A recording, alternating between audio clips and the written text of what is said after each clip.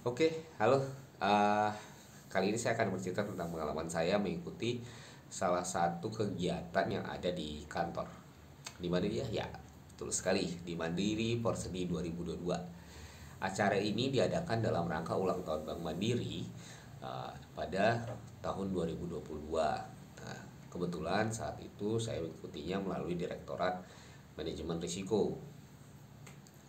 Di sini saya akan bercerita tentang bagaimana proses kreativitasnya, proses audisinya, bahkan sampai proses latihannya dan juga sampai proses ketika kami akhirnya show di ajang festival tersebut, gitu, di ajang porseni tersebut. Proses kreatif, proses seleksi, dan proses aktivitas lainnya mungkin berbeda-beda ya di setiap direktorat ataupun setiap region yang ada di Bank Mandiri. Jadi saya akan bercerita skupnya terbatas pada region yang pada direktorat yang saya ikuti. Jadi gini, proses ini dimulai dengan seleksi online di mana kita masing-masing peserta diminta untuk mengirimkan video sesuai dengan kapasitas kita masing-masing gitu. Jadi misalnya yang suka main gitar akan mengirimkan video gitar, yang menyukai bermain bass akan mengirimkan video bass, yang suka keyboard kirim keyboard, dan yang suka drum juga kirim drum ataupun instrumen lainnya lah. Kita mengirimkan sesuai dengan apa yang kita suka. Nah, prosesnya ini seleksinya memang cenderung tertutup dengan tujuan mungkin supaya teman-teman tidak merasa malu untuk menyampaikan proses audisi mereka gitu. Mungkin ada yang beranggapan kalau misalnya terbuka, nanti kalau sudah ada yang upload kemudian kita merasa kayaknya saya belum berani deh karena dibandingin sama teman-teman yang lain gitu. Akhirnya mereka cenderung untuk tidak mau mengupload dan tidak mau untuk mengikuti audisi. Pada kalau dengan metode ini sebenarnya cukup efektif karena yang mau masuk jadi banyak gitu kan. Mumpung cuma audisinya nggak ketahuan, kirim aja dulu toh nanti dinilai. Negatifnya, proses audisinya jadi kurang seru gitu, jadi kurang merasa rame, kurang kurang greget lah ya, karena kita hanya mengirimkan video dan kita menunggu secara deg-degan kapan sih kita akan terima pengumumannya gitu. Mungkin prosesnya seperti itu. Lalu pasca proses audisi itu kita mulai dikumpulkan untuk meeting pertama kali, di mana pada proses meeting kali ini kita di briefing tuh akan seperti apa sih band ini dibentuk. Ya namanya proses pembentukan band dari pengumpulan beberapa personil yang berbeda-beda gitu ya, berbeda-beda karakter, berbeda-beda genre. Jadi ada proses untuk dikumpulin dulu, diceritain kita mau ke arah mana nih bandnya gitu. Nah, tapi di poin sini ada yang menurut saya kurang pas gitu. Secara teknikal memang hasil audisi itu memberikan personil-personil yang sangat-sangat jago ya di masing-masing bidangnya gitu ya. Jago di sini bukan secara teoretikal atau secara prakteknya sudah di atas rata-rata, enggak juga sih. Ini jago dalam dalam sudut pandang saya gitu ya. Menurut saya mereka udah sangat-sangat jago gitu. Mungkin bagi orang lain yang lebih jago akan bilang belum terlalu jago gitu. Tapi kalau buat saya mereka udah sangat-sangat jago gitu. Nah, dalam prosesnya dari audisi sampai pembentukan band ini ada sedikit gap, yaitu kita nggak tahu tuh kita akan membentuk band yang seperti apa gitu ya. Jadi ada yang misalnya ada yang iseng-iseng mengirimkan sesuai dengan genre mereka. Ada yang genrenya rock, ada yang groove, ada yang jazz, ada yang fusion, ada yang klasik dan segala macamnya. Itu mengirimkannya kita belum tahu arahnya kemana. Kita mau jadi apa dan kita akan dibentuk sebagai band yang apa gitu. Mungkin karena ada prinsip bahwa kalau misalnya yang dipilih adalah orang-orang yang sudah memiliki tingkat teknikal musik tertentu akan bisa beradaptasi gitu. Tapi ada satu poin yang kurang, namanya karakter setiap pemain musik itu susah untuk keluar gitu. Ya seperti kita lihat lah, John Mayer akan tetap bermain blues walaupun dia dipaksa untuk main metal, dia akan tetap feel blues gitu. Begitu pula sebaliknya, kita nggak bisa menemukan Yngwie Malmsteen yang tiba-tiba bermain lagu folk gitu kan ya, dengan gaya folk banget. Dia akan tetap bermain folk tapi dengan gaya neoklasikal ya, seperti itu. Nah, jadi ada gap nih, ada gap bahwa memiliki tim teknikal itu dirasa lebih oke, yang kemudian mereka harus beradaptasi sesuai dengan genrenya masing-masing. Proses kreatif dimulai ketika kita mendapatkan seorang coach gitu ya. Coachnya ini mumpuni dan cukup legend gitu. Dia memberikan arahan bagaimana kita mengaransemen sebuah lagu, menyusun chord dalam sebuah lagunya gitu. Tapi proses kreatifnya tetap diserahkan pada anak-anak band mau seperti apa. Cuman ada yang berbeda gitu. Satu, tadi ada gapnya ya, ada gap yang membuat kita tidak mengeluarkan potensi maksimal kita gitu. Misalnya teman-teman yang suka groove, mungkin ketika dia harus mengikuti bandnya dan juga mengikuti arahan dari coach, yang awalnya dia mungkin kapasitasnya bisa 100, dia hanya akhirnya mengeluarkan 20 ataupun 30 gitu. Jadi ini ada proses menekan, bukan proses menekan, ada proses untuk membatasi ruang yang terjadi karena tidak adanya tujuan ketika band tersebut dibentuk gitu. Tapi it's okay karena kenyataannya seru gitu, seru mencoba hal-hal baru, mencoba tantangan baru, mencoba berbagai genre baru dan proses beradaptasi dengan hal-hal baru gitu ya, pemain baru, personil baru, jadi kan banyak hal baru. Lalu saat prosesnya dimulai itu ada proses latihan yang cukup panjang ya. Kalau kebetulan di tempat kami ini proses latihannya ada sekitar 6 kali sesi pertemuan kita latihan. Jadi kita workshop untuk 3 kali workshop untuk membuat aransemen. Lalu 3 kali kita mengaransemen, membuat aransemennya jadi sebuah lagu yang menurut kami cukup oke gitu. Dan di sesi terakhir kita recording live sampai ada satu lagi sesi untuk rehearsal, lalu kita live performance gitu. Nah, jadi dari prosesnya ini total berarti ada 7 sesi. Yang di 6 sesi itu adalah saat kita akan memulai recording live dan 1 sesi sebelum kita live performance. Gimana konsepnya? Itu luar biasa.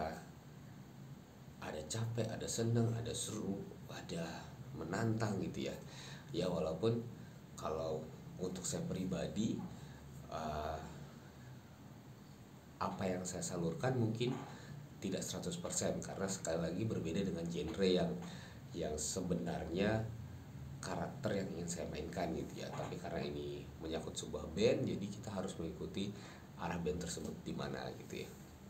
Nah, menariknya ketika kita mengolah tersebut, mencoba hal-hal tersebut, kita jadi dapat juga nih potensi baru, dapat juga hal yang baru yang kita dapat gitu ya, yang tidak pernah kita coba karena kita sebelumnya sudah punya karakter, terus kita mencoba pindah karakter, ada hal baru yang harus kita ambil. Itu menarik ya, walaupun memang hal barunya tidak bisa 100%, namanya mencoba hal baru pasti ada skalanya gitu ya. Jadi yang awalnya sebelumnya 100%, sudah 100%, mungkin kita akan ada berada di 40-60% lah di kapasitas kita masing-masing gitu. Terus pada saat proses kreatif, proses pemilihan lagu juga seru sih dari proses kreatif itu. Jadi kita menentukan lagu, apakah ini harus lagu-lagu dengan tingkat kesulitan tertentu? Enggak juga sih. Justru kita mencari sebisa mungkin lagu yang berchord simple gitu pemikiran awalnya. Karena kalau misalnya chordnya simple, proses aransemennya bisa jauh lebih banyak gitu. Tapi ada satu yang kita lupa nih saat kita mengaransemen, lagi-lagi gapnya nih ada nih. Karena tidak ada penetapan kita genre yang mau seperti apa, dalam proses aransemennya jadi tidak terukur dan tidak terarah. Tidak terukur. Jadi tidak terarah gitu. Ada part di mana ini terlihat sangat pop, lalu ada part di mana ini terlihat agak metal nanggung gitu ya. Metal nanggung, betul, metal nanggung. Jadi kayak anak SMA baru mau belajar metal gitu. Terus ada juga kondisi di mana kita seperti bermain rock tapi nanggung. Terus ada juga part di mana kita akan bermain etnik tapi nanggung juga gitu. Jadi komposisi aransemennya sebenarnya kompleks gitu ya. Ada pop, metal, rock, salsa, ada salsa, kemudian ada etnik. Tapi di masing-masing partnya adalah part-part yang nanggung gitu. Tidak total sesuai kapasitas genrenya, tidak total sesuai dengan scope genre yang sebenarnya bisa dimainin gitu. Walaupun sebenarnya secara potensi masing-masing bisa ketika mereka berada di wilayahnya gitu, wilayah genre yang mereka kuasai maksud saya ya. Nah, proses itu dilakukan, kemudian kita masuk ke seleksi audisi online gitu ya, kita masuk ke proses audisi online di mana kita mengirimkan video. Nah, di sini nih, karena ekspektasi kita bahwa video itu adalah karya yang final gitu, dimana tidak ada perubahan signifikan ketika kita live, sehingga kita hanya mempersiapkan satu versi aja gitu, satu versi aransemen. Itu adalah kesalahan pertama yang kami lakukan gitu ya. Jadi kita hanya menyiapkan satu versi aransemen, kemudian di versi live-nya kita hanya menambahkan sedikit part intro, part solo, dan part outro untuk kayak melengkapi batas waktu yang kita punya gitu ketika live performance. Alhasil saat proses audisi online, seleksi online, kita berada di urutan 3 besar gitu ya. Aransemennya berada di urutan 3 besar. Tapi ketika masuk ke live performance kita keluar dari 3 besar karena tidak ada lagi unsur kejut gitu. Padahal seharusnya mungkin dipersiapkannya adalah ada 2 versi live dan versi online gitu ya. Dimana versi live ini harus lebih banyak unsur kejut, lebih maksimal sesuai dengan karakternya masing-masing. Bahkan yang paling bagus kalau misalnya bandnya udah ditetapin nih, oh kita akan bermain di satu genre tertentu, kalaupun kita ada lari-larinya sedikit, masih dalam skup genre tersebut, masih dalam satu genre tertentu, jadi kelihatannya lebih oke dan lebih solid gitu. Ini terjadi pada 3 band pemenang gitu ya, 3 band pemenang di Mandiri Porseni 2022, di mana secara teknikal sebenarnya mereka tidak terlalu rumit gitu. Kalau kita dengarkan, kalau saya saat itu nonton, secara teknikal mereka tidak terlalu rumit. Dia masih terkejar lah, dari seluruh part yang mereka mainkan masih terkejar. Hampir semua personil, baik itu dari band di manajemen resiko ataupun personal dari band-band lain, sebenarnya saya yakin bisa untuk bermain secara teknikal seperti para pemenang yang saat itu akhirnya naik gitu, juara 1 sampai juara 3. Namun yang membuat mereka berbeda dan unik adalah kreativitas mereka untuk membuat sebuah band yang dadakan itu menjadi sangat solid gitu. Ada band yang menang dengan karakternya yang rock and roll oldies gitu, oldies rock and roll. Lalu ada band juga yang menang dengan konsep yang rockestra. Jadi dia rock tapi dengan iringan-iringan backsound seperti layaknya orkestra gitu. Jadi terlihatnya grande gitu. Terus ada juga band yang sebenarnya menang dengan konsep alternatif rock gitu, tapi dia solid gitu. Nah, mereka ini yang berhasil membentuk band yang solid, itulah yang akhirnya menjadi pemenang pada Mandiri Porseni 2022.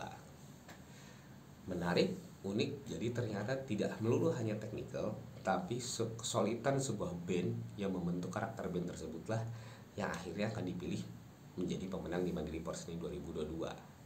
Gitu sih. Jadi buat teman-teman yang nanti akan ikut audisi, mencoba, mungkin kalian bisa mengkonsep, membuat pemikiran-pemikiran, membuat kreativitas, mencari teknik-teknik tinggi. Tapi jangan lupa, ketika ini dalam sebuah band, maka harus dulu ditetapin akan seperti apa band ini dibentuk, bagaimana band ini akan dikonsep, dan apakah band tersebut sudah solid sesuai dengan tujuan awalnya, baik itu secara karakter, secara performance, ataupun secara teknikal ya. Gitu aja, terima kasih. Mandiri Porseni 2022 mantap dan luar biasa banget, memberikan saya pengalaman yang extraordinary. See you.